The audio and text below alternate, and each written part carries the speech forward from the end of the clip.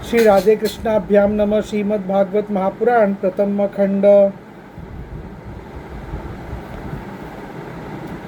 सोमम मधुकुलम जिनम चीरम वलकलमेवा वसेन्द्रद्यापि संप्रातम दिष्टभूक तुष्टिधीरियम। मैं अपने प्रारब्ध के भोग में ही संतुष्ट रहता हूँ, इसलिए मुझे रेशमी या सूती मृगचर्म या चीर वलकल या और कुछ है वैसे जैसे भी वस्त्र मिल जाता है वैसा ही पहन लेता हूँ। कविच्छयधरोपस्थस्ते तृणासु कवचित्त प्रसाद पर्यके कश्यपो वापोरच्छया। कभी मैं पृथ्वी घास पत्ते पत्थर या राख के ढेर पर ही पड़ा रहता हूँ, तो कभी दूसरे की इच्छा से महलों में पलंगों और गद्दों पर सो लेता हूँ। कवचित्त सुरोलिप्तांगम सुवासम वस्त्रंग लुकृतम रते भाषेश चरे क्वापी दिग्वासा गृहवद विभो। दैत्यराज, कभी नहा धोकर शरीर में चंदन लगाकर सुंदर वस्त्र फूलों के हार और गहने पहन रथ हाथी और घोड़े पर चढ़कर चलता हूँ, तो कभी समान बिल्कुल रंग दड़ंग विचरता हूँ। नाहम निंदे च न श्रेमी स्वाव विषम जनम एतेषाम श्रेय आशसे युते काम्यम महात्मनि। मनुष्य के स्वभाव भिन्न भिन्न होते ही हैं, अतः न तो मैं किसी का निंदा करता हूँ न स्तुति। मैं केवल इनका परम कल्याण और परमात्मा से एकता चाहता हूँ। विकल्पम मज्या चित्तमो तामम मनोसर्त विभ्रमे मनोवेकारिके युत्वा तन्मायम जुयात्मनु। सत्य का अनुसंधान करने वाले मनुष्य को चाहिए कि जो नाना प्रकार के पदार्थ और उनके भेद विभेद मालूम पड़ रहे उनको चित्तवृत्ति में हवन कर दे। चित्तवृत्ति को इन पदार्थों के संबंध में विविध भ्रम उत्पन्न करने वाले मन को सात्विक अहंकार में और सात्विक अहंकार को महत्त्व के द्वारा माया में हवन कर दे। इस प्रकार ये सब भेद विभेद और उनका कारण माया ही ऐसा निश्चय करके फिर उसी माया को आत्मानुभूति में स्वाहा कर दे। इस प्रकार आत्म साक्षात्कार के द्वारा आत्मा स्वरूप में स्थित होकर निष्क्रिय एवं उपरक्त हो जाए। आत्मनुभूतो माता मायाम जुयात सत्य दृढ़ मुनियम ततो निर्यो विरमेत स्वानुभूत्यात्मनि स्थितम स्वात्मम वृतम मयतत्तम ते सुगोत्पत्तमपि वर्णितम व्यपेतम लोकशास्त्राभ्याम भवानी भगवत्पत्तरम। प्रहलाद जी, मेरी ये आत्मकथा अत्यंत गुप्त एवं लोक और शास्त्र के परे की वस्तु है।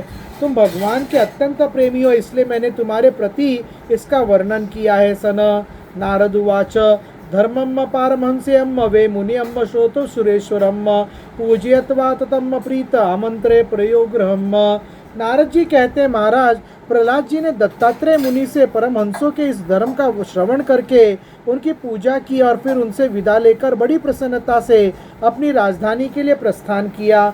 इति श्रीमद्भागवते महापुराणे पारमहंस्यां सहितां सप्तम स्कंदे युधिष्ठिर नारद संवादे यति धर्मे त्रयोदशोऽध्यायः। श्रीराधा शरणं नमः। श्रीराधा शरणं नमः। श्रीराधा शरणं नमः। श्रीराधा शरणं नमः। हरे राम राम राम हरे हरे, हरे कृष्ण कृष्ण कृष्ण हरे हरे। अतः चतुर्दशोऽध्यायः। गृहस्थ संबंधी सदाचार। युधिष्ठिर उवाच गृहस्थ एताम पदवी विधिना येन चांजसा याति देवर्षे ब्रूहि मादृशा गृहमूढ़ियम। राजा युधिष्ठिर ने पूछा, देवर्षि नारद जी, मेरे जैसा गृहस्थ बिना विशेष परिश्रम के इस पद को किस साधन से प्राप्त कर सकता है? आप कृपा करके मुझे बतलाइए। नारद उवाच गृहशवस्थितो राजन क्रियाम कुनो गृहोचिताम वासुदेवार्पणम साक्षादुपासित महामुनीन। नारद जी ने कहा, युधिष्ठिर, मनुष्य गृहस्थाश्रम में रहे और गृहस्थ धर्म के अनुसार सब काम करे, परंतु उन्हें भगवान के प्रति समर्पित कर दे और बड़े बड़े संत महात्माओं की सेवा भी करे। शृणो भगवतो भीक्षण मत्तार कथामृतम श्रद्धानो यथा काल मुषापशनात जनावृतम। अवकाश के अनुसार विरक्त पुरुषों में निवास करे और बार बार श्रद्धा पूर्वक सन भगवान के अवतारों की लीला सुधा का पान करता रहे। सत्संगाचन केयम सत्संगामजाजु विपुच्छन्न मुनुचमानेषु स्वयं स्वप्नो वदोतिथम। जैसे स्वप्न टूट जाने पर मनुष्य स्वप्न के संबंधियों से आसक्ति नहीं रहता, वैसे ही ज्यों ज्यों सत्संग के द्वारा बुद्धि शुद्ध हो जो त्यों ही त्यों शरीर स्त्री पुत्र धन आदि की आसक्ति स्वयं छोड़ता चले, क्योंकि एक न एक दिन ये छूटने वाला ही है। यावदर्थम उपासिनो देहे गेहे च पंडितम विरक्त रक्तवत्त तत्र नृलोके नृताम नयस्यत। बुद्धिमान पुरुष को आवश्यकता के अनुसार ही घर और शरीर की सेवा करनी चाहिए, अधिक नहीं। भीतर से विरक्त रहे और बाहर से रागी के समान लोगों में साधारण मनुष्य से जैसा ही व्यवहार करे। ज्ञातम पितरो पुत्रा भ्रातरम सुहृदोपरे यद वदंती यदछन्ति चानुमोदेत निर्ममम। माता पिता भाई बंधु पुत्र मित्र जाति वाले और दूसरे जो कुछ कहे अथवा जो कुछ चाहे भीतर से ममता रखकर उनका अनुमोदन कर दे। दिव्यम भौमम चांतरिक्षम चित्तमच्युत निर्मितम तत सर्वभूभुजान एतेत कुर्यात सतो बुद्धम। बुद्धिमान पुरुष वर्षा आदि के द्वारा होने वाले अनादि पृथ्वी से उत्पन्न होने वाले स्वर्ण आदि अकस्मात प्राप्त होने वाले द्रव्य आदि तथा और सब प्रकार के धन भगवान के ही दिए हुए ऐसा समझकर प्रारब्ध के अनुसार उनका उपभोग करता हुआ संचय न करे, उन्हें पूर्वोक्त साधु सेवा आदि कर्मों में लगा दे। यावद् ब्रियेत जठरम तावत् स्वतम ही देहि नाम अधिकम यो भी मन्यत सस्तन दंड महरती। मनुष्य का अधिकार केवल उतने ही धन पर है जितने से उनकी भूख मिट जाए। इससे अधिक संपत्ति को जो भी मानता है वह मुर्गोष्टो कर्मकार कुस्सर शुभ मक्षिकाम आत्मन्नम पुत्रवत पेशात शमंतरम कियत। हरिण ऊंट गधा बंदर चूहा सरीसृप रेंगकर चलने वाले प्राणी पक्षी और मक्खी के आदि को अपना पुत्र के समान ही समझे। उनमें और पुत्रों में अंतर ही कितना है। त्रिवर्गम नात्कृचेन्न भजेत गृद मेद्यापि यथा देशम यथा कालम विरुतोपापितम। ग्रस्त मनुष्य को भी धर्म अर्थ और काम के लिए बहुत कष्ट नहीं उठाना चाहिए, बल्कि देश काल और प्रारब्ध के अनुसार जो कुछ मिल जाए उसी से संतोष करना चाहिए। आशोगनो तो वासभ्यम कामनासा विभेजेद यथा अप्य कामा तथा मनो दाराम नृणाम स्वत्ग्रहो यतम। अपनी समस्त भोग सामग्रियों को कुत्ते पतित और चांडाल पर्यंत सब प्राणियों को यथा योग्य बांटकर ही अपने काम में लाना चाहिए। और तो क्या अपनी स्त्री को भी, जिसे मनुष्य समझता है कि मेरी अतिथि आदि के निर्दोष सेवा में नियुक्त रखे।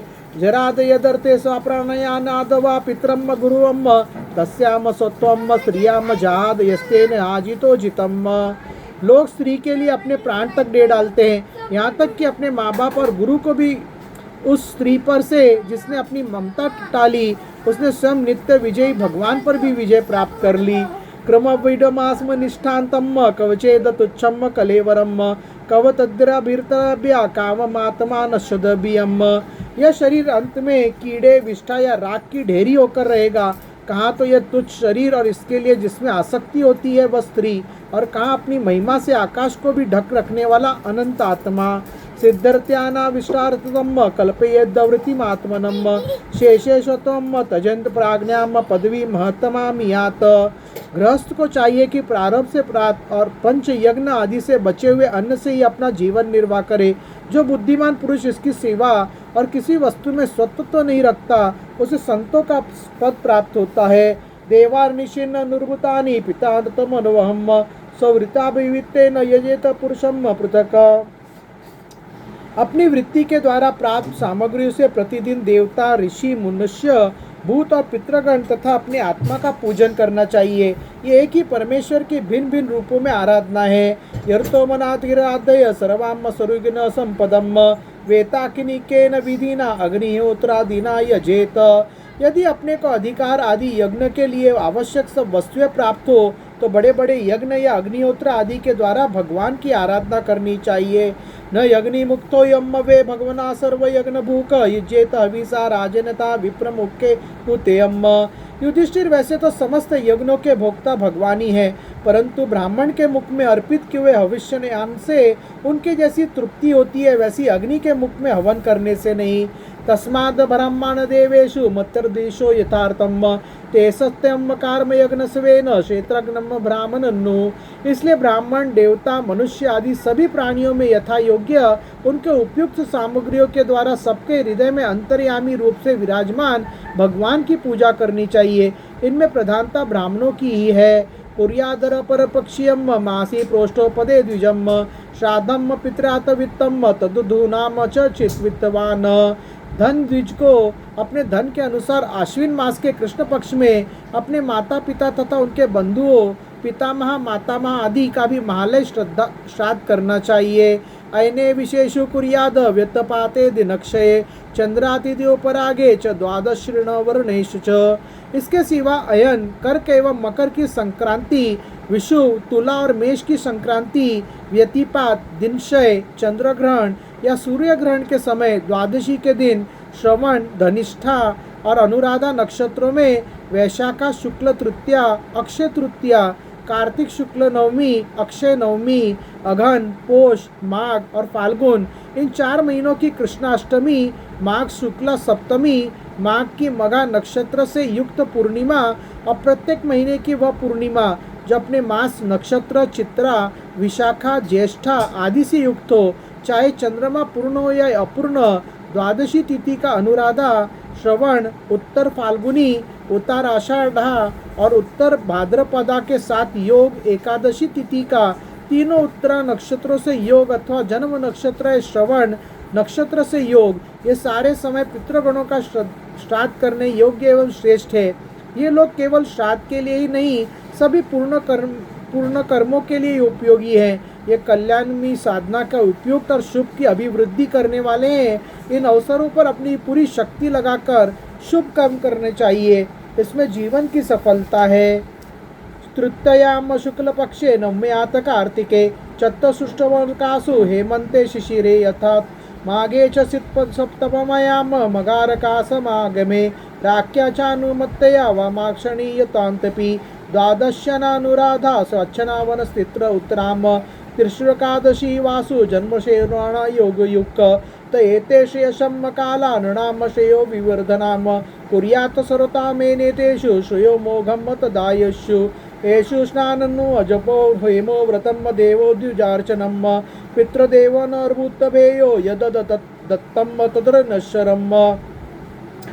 इन शुभ संयोगों में जो स्नान, जप, होम, व्रत तथा देवता और ब्राह्मणों की पूजा की जाती है अथवा जो कुछ देवता, पितर, मनुष्य एवं प्राणियों को समर्पित किया जाता है उसका फल अक्षय हो जाता है।